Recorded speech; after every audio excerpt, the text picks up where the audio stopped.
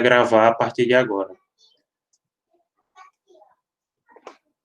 Então, pessoal, vou mostrar para vocês o esquema do debate, que a gente já viu, mas repassando aqui, principalmente para a Renan e para a Gabriela também. Bem, pessoal, a gente vai começar com a apresentação. Se vocês não estiverem vendo, me avisem, tá? Eu estou apresentando aqui um arquivo do Word, que é esse debate em estilo popperiano, né? Então, inicialmente, a gente tem a apresentação do argumento da equipe afirmativa, em 6 minutos, no qual será realizado pela debatedora 1A. Depois, a gente vai ter o questionamento da equipe contestadora em 3 minutos. Lembrando, é 1 minuto para 3N que vai perguntar e o resto do tempo para 1A que vai responder. Em seguida, a apresentação do argumento da equipe contestadora, em 6 minutos também, feito por 1N. Depois, o primeiro questionamento da equipe afirmativa, são 3 minutos, 1 minuto para 3A que pergunta e 2 minutos para 1N que responde. Até para a gente ter colocado essa divisãozinha melhor, mas dá para entender, né? Que são 3 minutos, sendo 1 para pergunta e 2 para a resposta. Um detalhe bem importante, o tempo é cronometrado, então eu vou colocar aqui, quando vocês escutarem um apito, terminou de falar, tá? Réplica da equipe afirmativa em 5 minutos, feito por 2A. Em seguida, a gente tem o questionamento. Pois não, alguém ia perguntar alguma coisa? Mas pode concluir o que a pessoa está falando, né? Se o tempo acabar. Não, corta. Corta? Corta. Tá bom. É para dar emoção.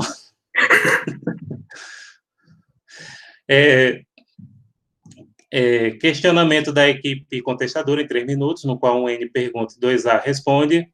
A réplica da equipe contestadora em 5 minutos, feito por 2Ns. O questionamento da equipe afirmativa em 3 minutos, no qual 1 minuto para perguntar e 2N vai responder. A tréplica da equipe afirmativa em 5 minutos, feita por 3A. E, por último, a tréplica da equipe contestadora em 5 minutos, feita por 3Ns.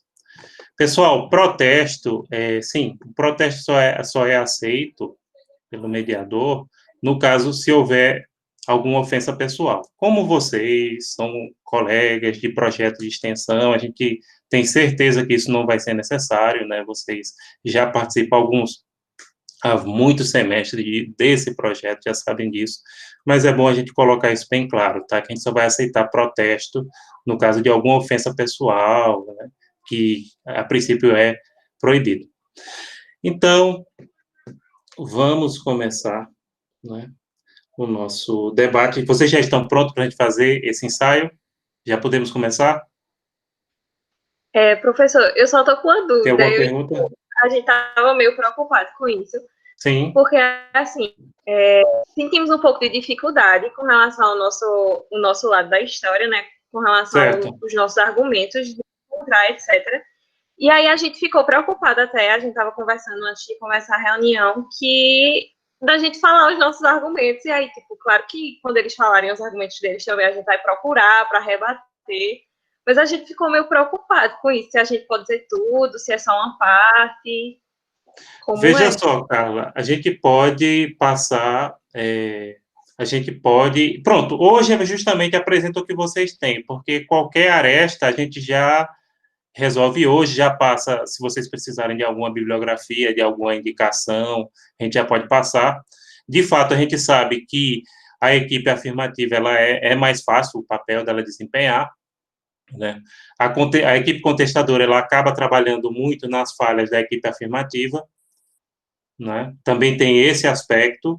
E em relação à questão dos argumentos, se vocês têm alguma dificuldade, inclusive a gente vai ver isso hoje, e esse momento também serve nesse sentido, a gente vai ver se a gente consegue ajudar vocês de alguma forma, tá certo? Tá bem, muito obrigada.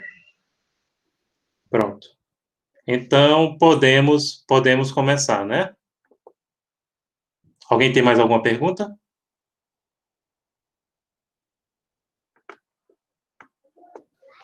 Então, vamos iniciar. A partir desse momento, com a palavra, a estudante Gisele Nunes Santos, que ocupa a posição de apresentação do argumento da equipe afirmativa, e você tem até 6 minutos para apresentar esse argumento. Pode iniciar, boa sorte. Obrigada. Bem, mundialmente existem 4,8 milhões de pessoas que foram forçadas a fugir de suas casas devido a crises humanitárias. E entre elas tem quase 26 milhões de refugiados, com mais da metade com menos de 18 anos. A maioria dos refugiados tem idade média entre 25 e 49 anos, que é a idade que eles estão dispostos a trabalharem. E isso ajudaria na economia do país. Países como Canadá e Portugal, por exemplo, estão buscando imigrantes de outros países, refugiados também contam como imigrantes, para ajudarem na economia, e com isso o PIB do país cresceria muito, segundo várias pesquisas que fizeram ao longo do tempo, mas, tipo, é um ganho a longo prazo. A presença dos refugiados está na Declaração Mundial dos Direitos do Homem, no artigo 14, que afirma que todo ser humano vítima de perseguição tem o direito de procurar e gozar do asilo em outros países. Há várias leis que defendem os refugiados, e é certo que eles vão passar um longo prazo no Brasil, então é imprescindível que eles tenham os mesmos direitos dos brasileiros, ou direitos equalitários dos brasileiros, já que, muito provavelmente, nas próximas gerações, eles vão nascer no Brasil e as próximas gerações vão ser naturalizadas como brasileiros. Que falar? Aí, os refugiados e imigrantes são 10% da riqueza mundial. Isso equivale a trilhões de dólares, é uns 7 trilhões de dólares. E isso produziria mais 100% do valor total que eles produziriam se eles estivessem nos próprios países deles, devido à crise humanitária, já que eles estão fugindo da crise. E Terminou? Terminei. Então, muito obrigado, Gabriela. Tem algumas coisas que a gente vai colocar ao final, mas se você já terminou seu argumento, depois no final a gente faz algum comentário em relação a algumas coisas, tá certo? Tem que ser 6 minutos certinho, tipo... O ideal é você chegar o mais próximo disso, entendeu? 4, inclusive, você falou em 3 minutos. Então, você precisa apresentar mais alguma coisa, a gente pode também ajustar isso aí, tá certo? Tá bom? Então, imediatamente a gente passa a palavra para 3N, no caso 3N será Carla, para que faça a pergunta a Gisele, né? Professor, só confirmando, eu tenho 1 minuto para fazer a pergunta? Isso. Ok. Quando puder começar, o senhor me diz. Pode começar. Ok. Gisele, tudo isso que você trouxe foi muito importante, e é importante ressaltar essa natureza construtiva que tem a imigração, enfim, para a economia, para culturalmente falando o país, mas estamos num momento de excepcionalidade. Como você falou, os imigrantes, eles vêm para o país para passar um longo prazo, sendo que agora estamos no meio de uma pandemia, e uma coisa que afeta muito é a concessão dos benefícios para esses imigrantes, que temos que entrar no binômio razoabilidade, necessidade e possibilidade do país de arcar com essas despesas. Eu queria saber de formas concretas como é que você acha, você entende, como é que o grupo pesquisou que isso vai poder realmente acontecer no Brasil, porque a gente está vendo nos noticiários, no dia a dia, que está sendo complicado conceder esse benefício para os próprios nacionais. Tempo. Pronto. Agora, Gisele, pode responder em 2 minutos a pergunta. Ok, a gente está em um momento de crise e várias pessoas estão em um momento de guerra atualmente nos países e eles precisam sobreviver. Isso significa que, para o bem deles, eles precisam se refugiar no país.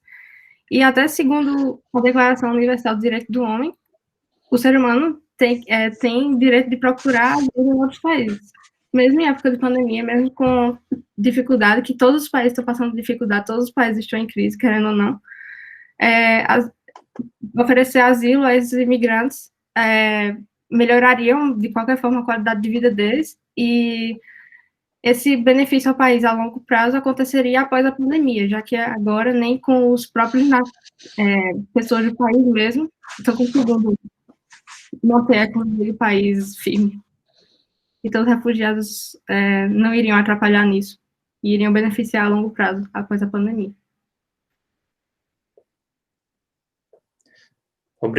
Concluiu? Uhum. Pronto. Outra dica que a gente dá. Quando vocês concluírem, vocês podem dizer muito obrigado, devolvo a palavra à moderação. Ok. Entendeu? Para não ter... Pois não, pode perguntar, cara. Eu posso dizer isso, mesmo já tendo acabado meu tempo, porque como acabou, eu fiquei bem nervosa. Não.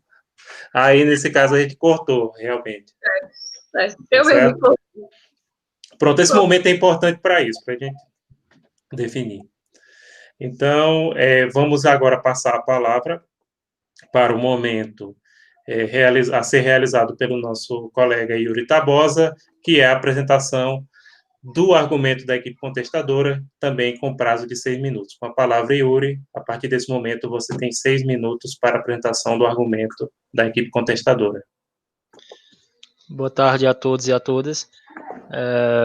De antemão, um dos nossos primeiros argumentos seriam que é de sabência que o Estado, signatário de pactos internacionais ou de quaisquer outros regramentos, tem que haver uma compatibilidade do direito interno com esses regramentos internacionais. Mas um dos nossos argumentos passa ao ponto da aplicação dessas medidas, como Carla e Gisele pontuaram no decorrer dessa outra fase, a série de direitos e de medidas serem implementadas pelos estados que necessitam inserir os imigrantes, refugiados em seus países. No contexto na América Latina, atualmente, percebemos que há uma migração sem precedentes. Ali do país perto nosso, que é a Venezuela, várias pessoas saíram de motivos diversos daquele país, em razão de perseguições, de violência, entre outras possibilidades. O Banco Mundial ele tem um entendimento de que os países que acolhem esses refugiados, imigrantes, há uma grande, digamos que, inflação no PIB desses próprios países. A exemplo, a Colômbia, ela teve um grande contexto de pessoas que foram para a Colômbia, para o Peru, e isso o Banco Internacional, ele, por meio de uma pesquisa, visualizou que 4% do PIB daquele país somente era destinado para questões assistenciais aos refugiados. Atualmente, a gente está num contexto de pandemia, e as dificuldades se tornam ainda mais visíveis. Questões como fome, pobreza, se tornam mais perceptíveis no ambiente social. Sendo assim, a gente passa no contorno de que qual a aplicação que os países devem tomar, uma vez que os próprios nacionais desses países eles estão enfrentando dificuldades em receber benefícios assistenciais do próprio governo, a ter acesso ao alimento, à educação nesse período de pandemia, e isso torna muito complicado de praticar o direito digamos, de passagem. É um dever tanto legal quanto moral. A concessão de qualquer assistência humanitária é um dever moral e legal. Mas no atual contexto, se faz necessário uma relativização desses direitos. Podemos dizer que suprir um pouco dessa autonomia que os imigrantes, os refugiados necessitam para que os estados eles consigam solucionar problemas que virão posteriormente. Bem como Gisele pontuou aqui, os refugiados eles são realocados no mercado de trabalho durante muito tempo em alguns trabalhos que, na maioria das vezes, são do submundo laboral. E isso, hoje, na pandemia, a gente percebe que essas empresas que são as menores, que são empregos informais, também estão encontrando dificuldade, o que torna ainda mais perceptível a dificuldade dos estados em implementar medidas que beneficiem os refugiados. O nosso argumento passaria por meio desse viés econômico e social, de que os estados, eles percebem que há medidas internacionais e humanitárias que necessitam implementar, mas se encontram em diversas dificuldades, tanto de implementação dessas medidas do corpo profissional. O Estado, ele não tem profissionais que são habilitados, não tem uma capacitação direcionada para tratar desses problemas que hoje se tornam mais perceptíveis na nossa sociedade. Muito obrigado e repasso a palavra para a moderação. Muito obrigado. Em seguida, a pergunta será feita por Matheus Eduardo em 1 minuto e Yuri vai responder em até 2 minutos. Boa tarde. Diante dos pontos que foram levantados, eu creio que a nova lei de imigração, ela deixa claro que os refugiados têm o direito aos benefícios sociais dos brasileiros, tanto na saúde pública, na educação pública, quanto em benefícios como Bolsa Família e auxílio emergencial. Percebemos também que a crise econômica sempre existiu. O Brasil foi fundado acima de uma crise econômica. Mas um ponto que eu queria saber é se os imigrantes, por trazerem um gasto, não deveriam ser aceitos, como no caso dos médicos cubanos, que estão ajudando nesse momento de pandemia. Muito obrigado e repasso a palavra. Pronto. O estudante Yuri agora tem 2 minutos para expor a sua resposta. Pronto, bem como eu tinha falado, as dificuldades elas passam pelo um viés puramente normativo. A gente sabe, ainda mais que uma lei que é infraconstitucional, como essa lei de imigração, temos diversos regramentos internacionais, pactos que gozam de uma veracidade, podemos dizer, e de um contexto muito mais ativo, que impõe aos estados diversas medidas. Mas, como estamos pontuando, a dificuldade do Estado de implementar essa série de medidas. Por exemplo, o Banco Internacional, por meio de um estudo recente, analisou que após o contexto de pandemia, o mundo vai entrar em uma inflação que é a maior desde a Segunda Guerra Mundial. Um evento que foi terrível, que até hoje a gente percebe que a comunidade internacional não esqueceu. Mais ou menos 5,2% de inflação no mundo.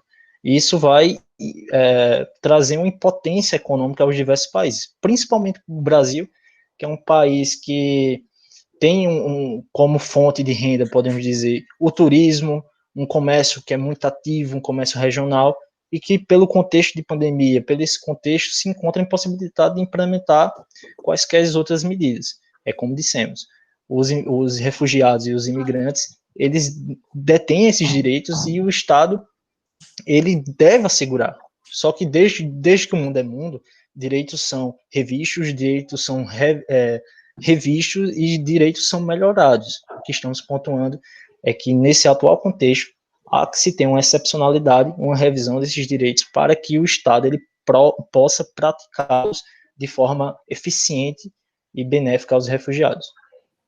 Com a palavra, a moderação. Quer dizer, passa a palavra para a moderação. Em cima. Interessante. Agora, nesse momento, vamos para a réplica da equipe afirmativa em 5 minutos, que será feito por Lucas Emanuel. Então, Lucas Emanuel, a partir desse momento, você tem 5 minutos para expor o seu argumento. Eu acho que a internet dele caiu. Caiu, né? Você estava aqui ainda agora, entrou. Voltou. Pronto.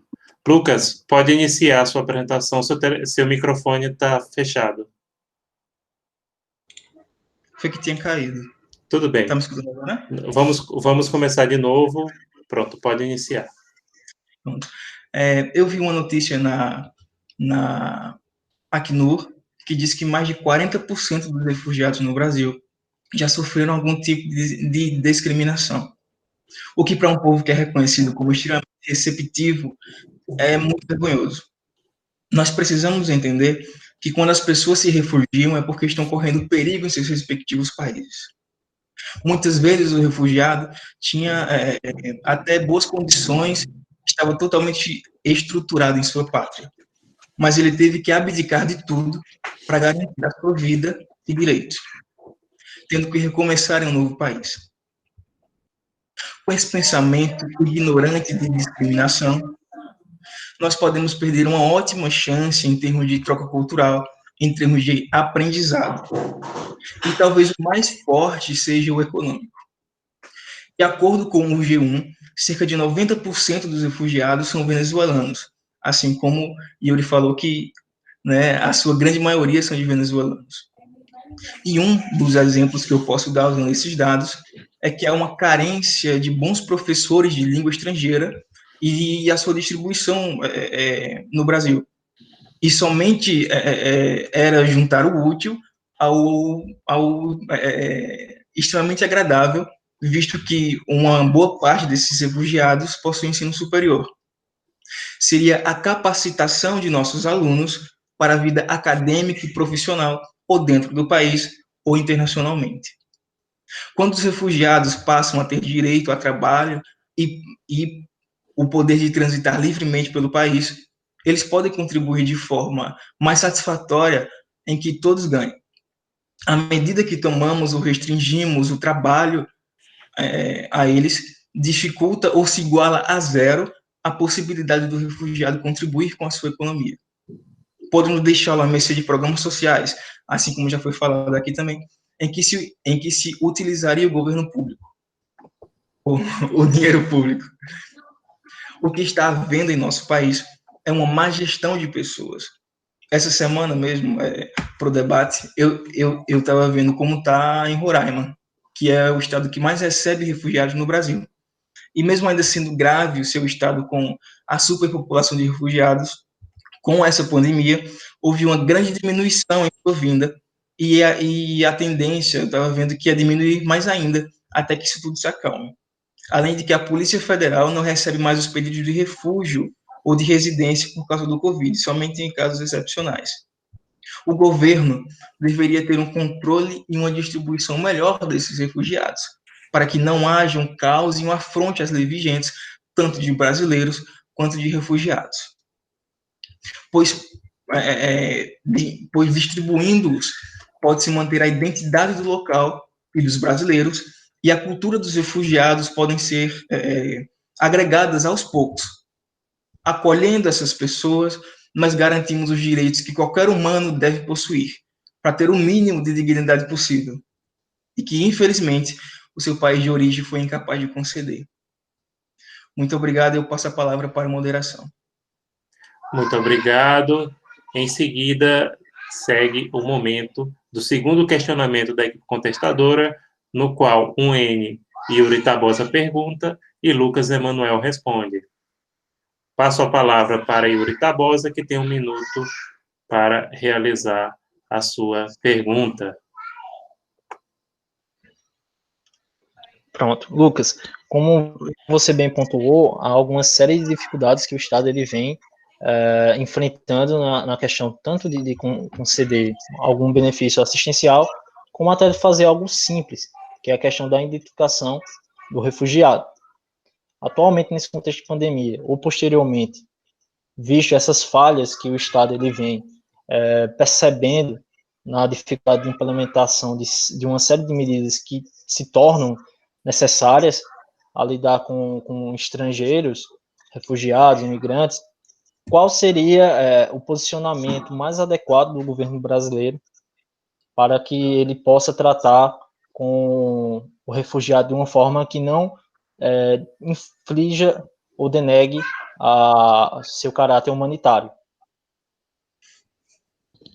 Posso responder? Yuri já finalizou? Pode. Já.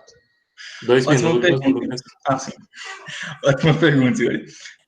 Eu imagino, né, que, assim, deveria haver, sim, um controle maior de quem entra no país, entendeu? Não deixar grandes fluxos ao mesmo tempo entrarem, não. Gradualmente poderia, para até em grandes fluxos, agride a dignidade tanto dos refugiados quanto dos moradores que os refugiados estão invadindo a cidade, digamos assim, né? Eu acredito nisso também, e também que numa política distributiva, né, em que esses refugiados possam agregar de certa forma, à economia do país, ou socialmente também, como forma de troca cultural, ou como eu falei, dando trabalho ao povo, entendeu? Eu acredito nisso, porque à medida que a gente tem trabalho, que a gente ganha o nosso dinheiro, a gente tem dignidade. A gente pode conseguir dignidade. E é isso. Muito obrigado. Encerrou suas palavras. Tinha 40 segundos ainda. Vamos imediatamente passar a palavra à estudante 2N, né, Silmere Cristina, que vai realizar a réplica da equipe contestadora em até 5 minutos. Então, Silmere, boa tarde a todos. convido você a palavra. Como os colegas da equipe afirmativa muito bem afirmaram, é incontestável o valor devido, o valor digno e o valor humano na atribuição de direitos aos refugiados. O que ocorre é que nós não devemos partir atualmente para um debate doutrinário ou normativo, mas nós devemos fazer uma análise altamente crítica sob uma ótica realista. Nós estamos vivendo numa pandemia, numa crise econômica e social não planejada, não vista desde muito tempo. É sabido também que cada crise, cada depressão deixa cicatrizes e memórias. E a nossa será algo muito maior e algo não planejado. Atualmente, há um déficit incontestável na nossa economia. A nossa crise econômica atual, as concessões de benefícios sociais aos brasileiros, sendo o mais proeminente atualmente, que é o auxílio emergencial, está causando um déficit econômico muito alto. Estamos vivendo um momento de excepcionalidade.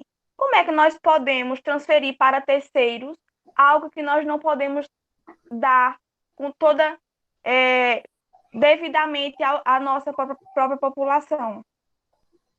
Então, eu acho que o debate atualmente ele não deve ser normativo, nem doutrinário, nem de valor. Nós não estamos fazendo um julgamento de valor, e sim estamos partindo para uma análise crítica sob uma ótica realmente realista, que é a pandemia. É isso. Passo a palavra para a mesa. Obrigado. Em seguida, vamos ter um momento do segundo questionamento da equipe afirmativa, no qual a estudante Gisele vai perguntar e a estudante Silmere vai responder. Gisele, a partir desse momento, você tem 1 minuto para responder ao questionamento realizado.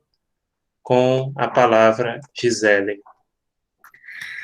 Ok, mesmo levando em conta que realmente vai ter, estamos em uma crise econômica, o mundo todo está em uma crise econômica, e mesmo assim, o mundo não está fechando 100% as portas para os refugiados, justamente por causa da crise humanitária, graças aos direitos humanos, porque eles têm direito realmente de se abrigar em um país, mesmo com a pandemia, e a partir do momento que o país aceita os refugiados, eles têm o direito realmente de promover o auxílio emergencial de alguma forma, porque como vai trazer benefício futuramente, quando a economia começar a se estabilizar, porque isso vai ser uma coisa que o mundo todo vai caminhar junto com a economia.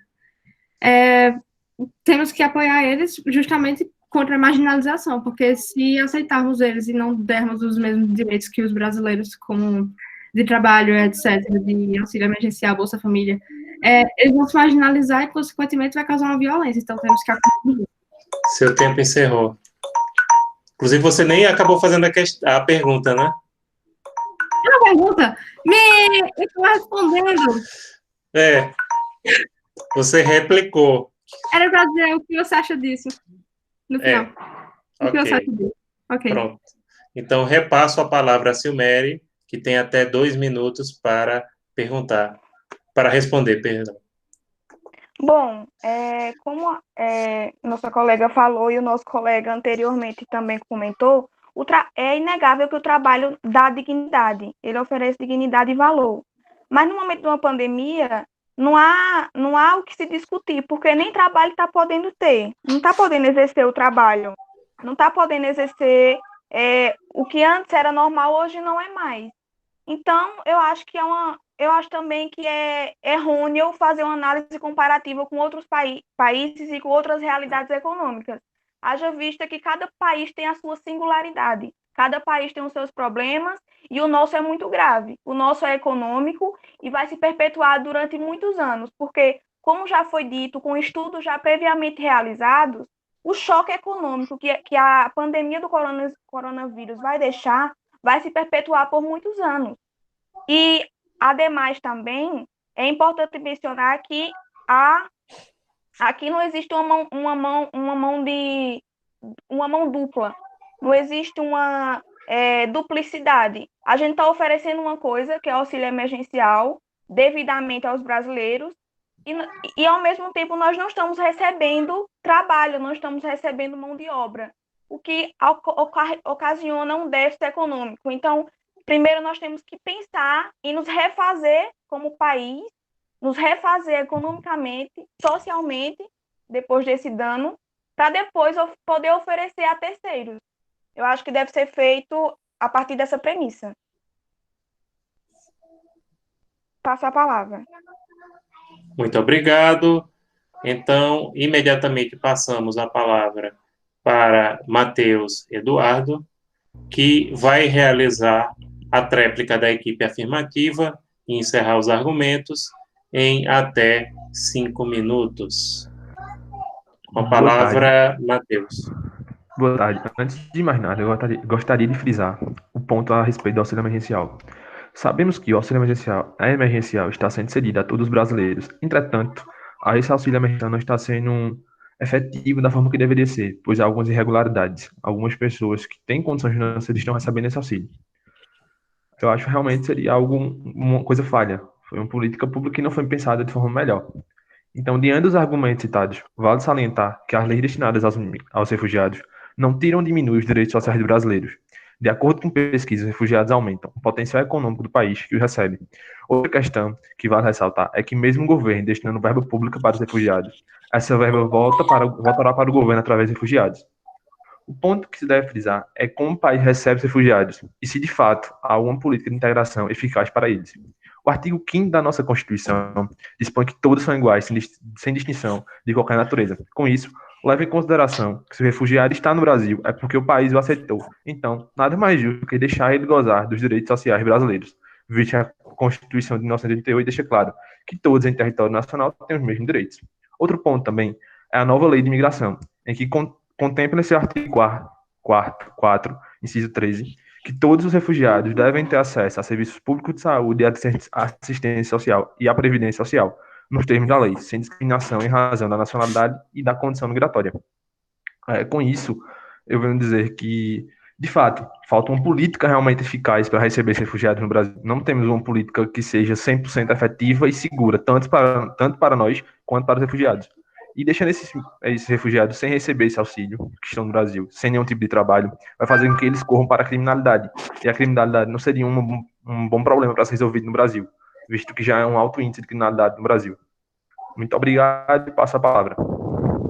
Muito obrigado. Em seguida, a gente convida a estudante, Carla Milena, para realizar o argumento e apresentar o argumento final da sua equipe. Você tem, a partir de agora, 5 minutos para expor. Obrigada. Muito se falou desde o começo do debate sobre a concessão de asilo para os imigrantes e para os refugiados. Na última segunda-feira, dia 8, o CONARE liberou um texto um artigo informando que 43 mil pessoas atualmente estão reconhecidas no Brasil como refugiados. Esse número é 7 vezes maior do que o do início de dezembro de 2019. Então, primeiramente, a nossa equipe quer deixar claro que o Brasil não está falhando na concessão de asilo. Na verdade, o asilo está sendo concedido 7 vezes mais do que no último semestre. Uma frase que foi dita por Gisele no começo do debate foi: eles precisam sobreviver. A palavra sobreviver dá o sentido de sobrevida. As pessoas, elas não precisam, nenhum ser humano ele precisa sobreviver, ele precisa viver, ele precisa ter dignidade. O que estamos falando agora, hoje, é com relação à concessão de um benefício que ajude essas pessoas a viverem. E vemos, no estado atual de pandemia, que não só os refugiados, mas os brasileiros, os nacionais do nosso país estão apenas sobrevivendo. O que queremos dizer é que, nessa situação de excepcionalidade, o governo brasileiro ele não tem maneiras palpáveis de garantir essa vivência aos refugiados, como vem fazendo com os próprios nacionais. Lucas Emanuel, na verdade, ele citou Roraima, o estado de Roraima, que muitos refugiados venezuelanos estão encontrando esta porta para poder entrar no Brasil. Bem, trazendo informação de Roraima, a Folha BV, que é um jornal importante da capital Boa Vista, da capital de Roraima, trouxe uma reportagem sobre um funcionário da Caixa Econômica Federal que estava sem saber como fazer para poder conceder esse benefício a um refugiado, porque ele não tinha informação de como ver se aquele documento era válido ou não. Ou seja, os próprios nacionais, mais uma vez, estão tendo dificuldades também para poder conceder esse benefício. Há um problema do governo em favorecer essas pessoas, há um problema dos nacionais em conseguirem identificar como e quando essas pessoas deverão receber isso. O que estamos dizendo é que o Brasil ele não tem estruturas atualmente para poder auxiliar essas pessoas. Como o senhor Nery tão bem disse, não é um julgamento de valor. Não é sobre isso está certo, isso está errado, essas pessoas têm de ser recebidas ou não. É um fato. É um fato. Atualmente, se nós pensarmos no Brasil como uma casa, é uma casa, como diz o ditado popular, muito engraçada, não tinha teto, não tinha nada. Como é que numa casa que já está tendo problema, nós vamos acolher mais pessoas, certo? Mais uma vez, não é sobre é bom, é positivo, sabemos que no futuro isso será muito frutífero, trará muitos frutos, mas na situação atual, não há como se auxiliar verdadeiramente essas pessoas. E eu termino a minha fala. Muito obrigado. Bem, pessoal, primeiramente, parabenizar vocês. Agora eu vou fazer algumas observações, depois eu quero convidar também Gabriela e Renan, para que, se tiver alguma sugestão, repasse para o pessoal. Veja só, gente, inicialmente, na oratória, porque esse momento é justamente para isso, né, Renan? Primeiro... Oi? Tão nervoso, dá um nervoso tão grande na pessoa. Então, o problema de achar conjunções e ligações para as frases, de verdade, eu fiquei aqui tremendo, nervosa. Mas é normal, isso faz parte do jogo e da emoção, né? E sim, mas como eu ia dizendo, vou dar algumas sugestões.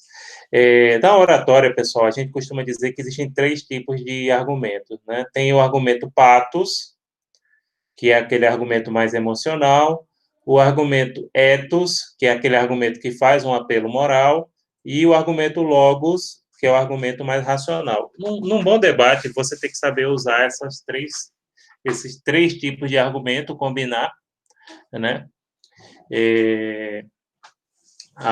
Combinar esses 3 tipos de argumento bem, né? E aí tem algumas dicas. Então, a gente vai dar agora uma repassada. Principalmente, né, para o pessoal da equipe afirmativa, vocês já saem na frente. Então, assim, foi usado, né, vocês usaram também o argumento do pathos da emoção, o argumento do ethos, ou seja, o argumento da emoção, o argumento da questão do dever moral, mas enfatizem isso também, entendeu? Outra coisa, que é importante, e aí a própria Gisele já notou isso, é importante, principalmente no momento do começo, vocês usarem o mais aproximado do tempo. Por exemplo, Gisele, você poderia mencionar esses argumentos assim mais emocionais, trazer esse apelo emocional para o público, né? Esse apelo moral de você ajudar essas pessoas. E um detalhe bem interessante, né? Foi trazida aqui a questão do número de refugiados do Brasil. Vocês poderiam também comparar com outros países, para ver, inclusive alegar que, comparado à população brasileira, não teria um grande número de refugiados se comparado a outros países que têm população menor, e, enfim. Esses dados vocês podem buscar aqui, eu não vou falar demais, eu estou dando só uma dica que dá para comparar isso e aí vocês se instrumentalizarem. Em relação ao pessoal já da equipe, né, contestadora, que é o pessoal mais veterano e tal, é interessante vocês notarem o seguinte, realmente vocês apelaram muito, mas aí acho que faltou aquela palavrinha, reserva do possível, né? Vocês falaram disso, mas tem que lembrar da questão da reserva do possível, né? E também outro aspecto, não se negaria o direito de receber um benefício, mas tem que ser exatamente o mesmo que os brasileiros, que o governo mal consegue. Não sei se vocês não quiseram abordar essa questão também, né? Então, eu achei interessante essa perspectiva, mas, assim, todas as duas equipes trouxeram argumentos muito profundos, eu vi que todos vocês pesquisaram, isso aí é muito importante, como a gente sempre recomenda no nosso projeto, pesquisem, tragam dados, todas as duas equipes trouxeram dados bem interessantes, que podem ser discutidos, né, mas, assim, tentem apelar também as duas equipes, principalmente para o lado emocional do público. Isso é importante, né? Tanto uma equipe quanto outra tem argumentos suficientes para isso, né? Então, por exemplo, uma equipe chega e diz, olha, nós temos esse dever moral com essas pessoas que estão chegando ao Brasil, que é um pequeno número de pessoas, o nosso país tem um dos maiores PIBs do mundo, etc., etc. Já a outra diz, olha, a gente está mal conseguindo cumprir, para o que foi falado, está mal conseguindo cumprir com os brasileiros, né, quanto mais estrangeiros, etc. Então, a gente tem que fazer dentro de uma possibilidade, de um cenário mais realístico, enfim. Mas usem, já que vocês pesquisaram, vocês têm que, eu acho que usar principalmente essa questão do patos e do ethos, ou seja, os argumentos mais emocionais, que trazem um apelo, assim, moral mais forte. Pronto. Renan e Gabriela gostariam de trazer alguma coisa? Eu, por favor, se você quiser falar alguma coisa. Eu gostaria, sim, de trazer alguns pontos. O primeiro deles é uma correção. O Graham não seria o moderador, ele seria um dos juízes. Eu falei moderador antes, mas outra palavra. E parabéns, pessoal, vocês estão indo muito bem. E é assim mesmo, dá muito nervoso, mas quanto mais você pratica, menos nervoso você fica. E aí, eu tenho algumas dicas assim para vocês. Uma delas é o seguinte: é muito importante você conhecer não somente o seu lado da história e os seus argumentos, mas conhecer os argumentos que a sua oposição vai passar, para você conseguir se antecipar a eles no seu próprio discurso. Então, por exemplo, eu senti muito que um dos temas que foi muito abordado foi a pandemia, de não poder ajudar a cidade por conta da pandemia. E esse é um argumento que pode ser contra-argumentado com outros pontos. Então, é realmente se antecipar ao que a oposição vai falar, umas coisas boas.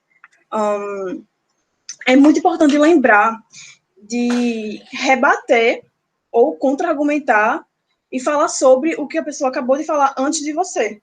Porque, por exemplo, eu vi muito que vocês falaram que vocês já iam falar, mas também tem que lembrar de argumentar com o que a pessoa tinha falado antes.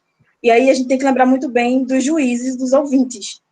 Por exemplo, se o último argumento foi o X, na minha cabeça vai estar o argumento X ainda. Aí, ao invés de você rebater aquele argumento X para poder entrar no argumento Y e você só entrar no argumento Y, eu ainda vou estar com o argumento X na cabeça, que para mim vai fazer sentido. Entendeu? Então, é muito importante lembrar de fazer esse link aí antes de você começar a argumentar. Mais uns pontos. Para vocês que vão estar vão estar com falas maiores de 5 minutos, 6 minutos, é muito importante lembrar que vocês estão dando um discurso. Então, preparar aquilo ali, amarrar aquilo ali muito bem, para convencer a audiência e os juízes. Mais um pouquinho.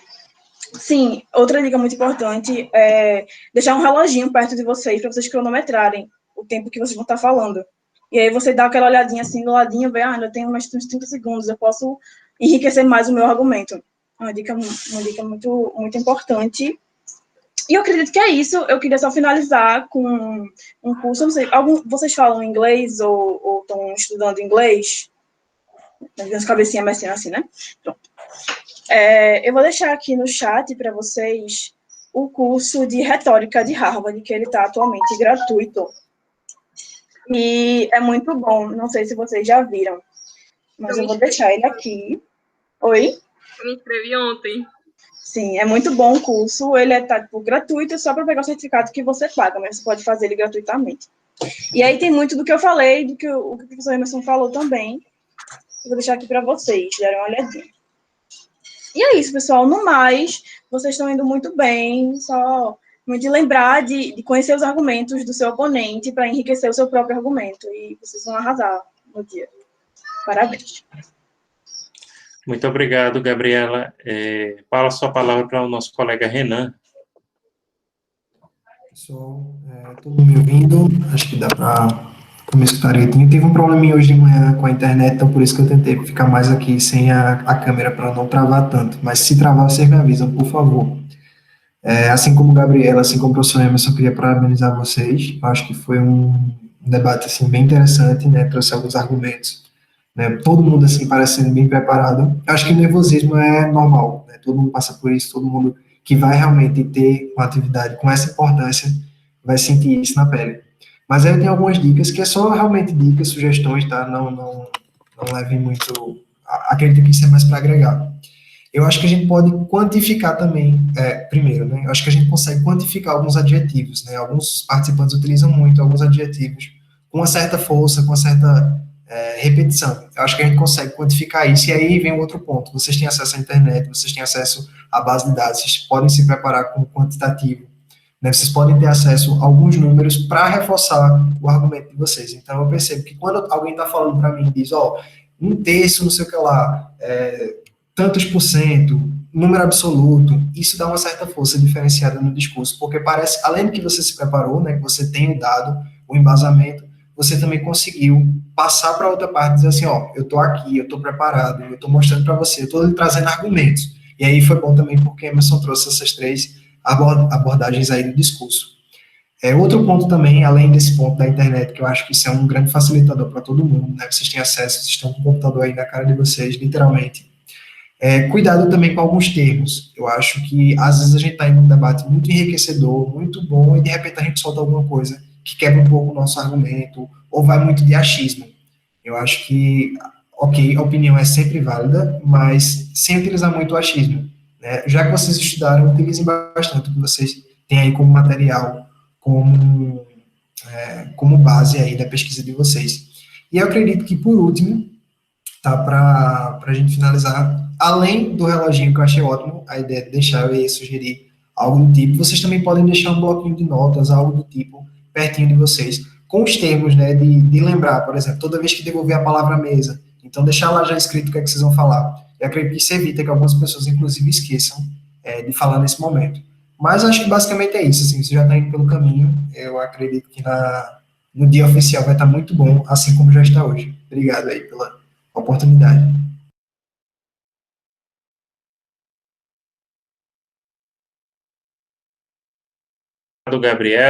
Obrigado, Gabriela, obrigado, Renan.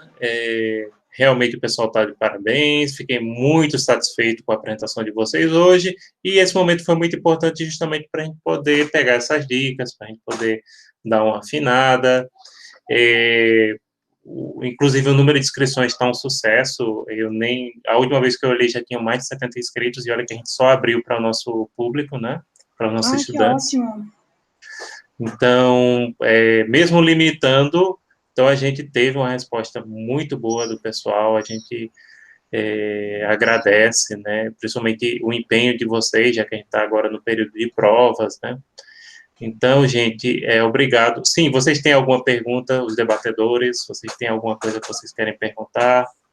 Sim, eu tenho. O senhor sabe que eu sempre tenho uma pergunta.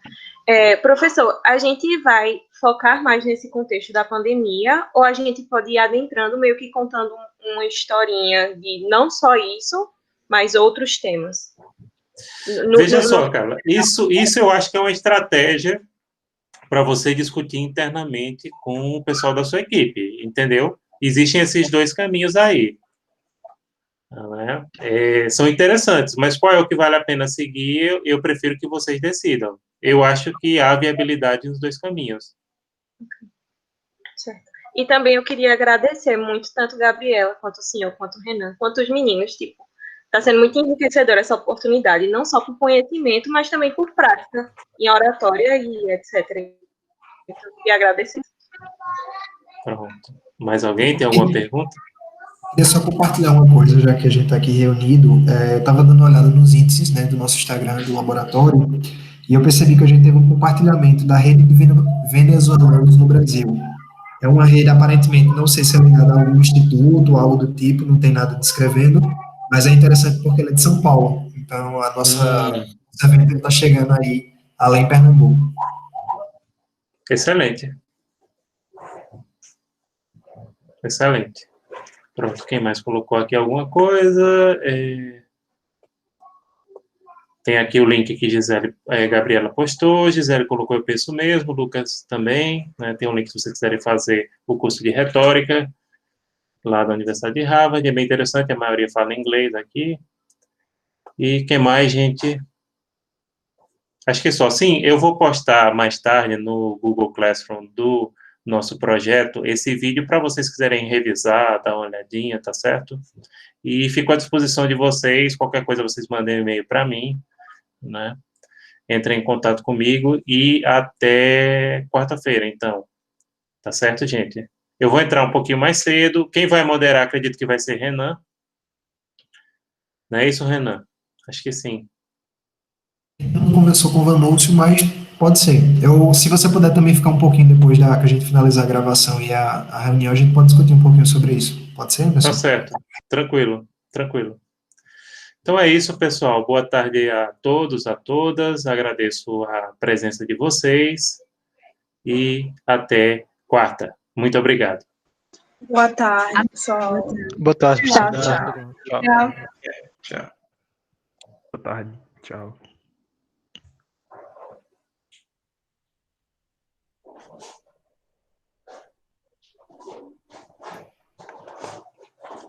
Olá, Emerson. Tudo bom? Tudo bom.